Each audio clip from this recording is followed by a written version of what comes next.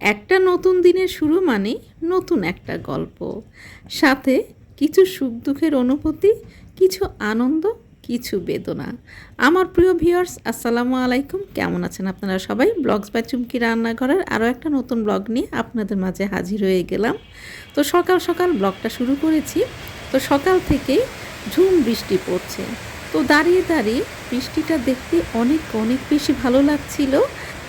আসলে না এই অনুভূতিগুলো বলে বোঝানো যায় না। তো যাই হোক, সুন্দর অনুভূতি নিয়ে রান্নাঘরে চলে আসলাম। আর এসেই প্রথমে একটু মেয়োনিজ তৈরি করে নিলাম, কারণ মেয়েকে স্যান্ডউইচ টিফিন দিতে হবে। তো মেয়েকে স্যান্ডউইচটা টিফিন রেডি করে তারপরে আমি আমাদের জন্য একটু নুডলস তৈরি করে ফেলবো। আর এইরকম বৃষ্টির দিনে আসলে এ ধরনের খাবারগুলো ছাড়া খেতে ভালো লাগে না। আমার আবার একটা অভ্যাস আছে যে বৃষ্টি দেখলেই না আমার কাছে মনে হয় দুপুরে হলে একটু খিচুড়ি, রাতের বেলায় অথবা সকালে হলে সেরকম অন্যরকম একটু কিছু, তখন আর রুটি পরোটা সকালবেলায় খেতে ভালো লাগে না।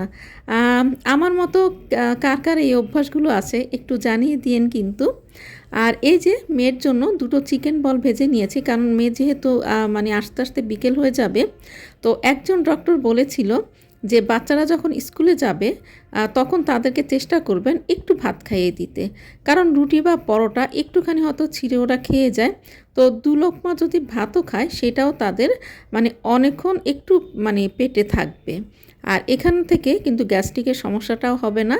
তো তখন থেকে আমি শুরু করেছি, আমার ছেলেমেয়েরা যখন স্কুল কলেজে যায় তখন কিন্তু আমি তাদেরকে একটু হলেও যতটুকুই খায় আমি ভাতটা অবশ্যই দিব, সাথে যে যেটা খায় ডিম ভাজা খেলে ডিম ভাজা বা একটু চিকেন বল করে দিই।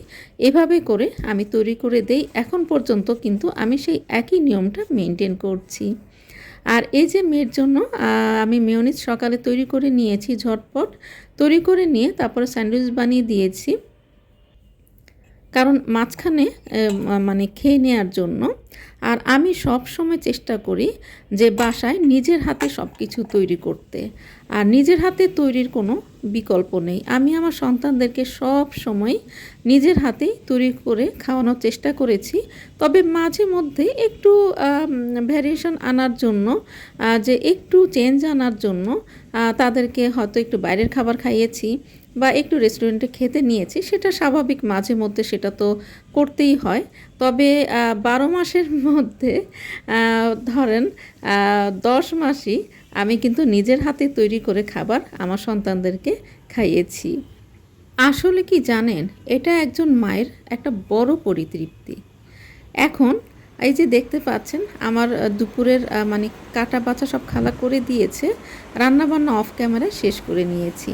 আর এখন একটা সুন্দর দৃশ্য আপনাদের সাথে শেয়ার করছি, সেটা হচ্ছে এখন বিকেল 4:30।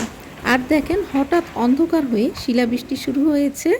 আর এই শিলাবৃষ্টিটা আমি অনেক বেশি অনুভব করছিলাম, সকালে যেমন বৃষ্টিটা অনুভব করেছিলাম ঠিক তেমন। আর আপনারা নিশ্চয়ই এর আওয়াজটাও শুনতে পারছেন যে শিলা পড়ছে। তো আমার মতো হয়তো আপনাদেরও এই দৃশ্যটা অনেক ভালো লাগছে, এই জন্য শেয়ার করে দিলাম।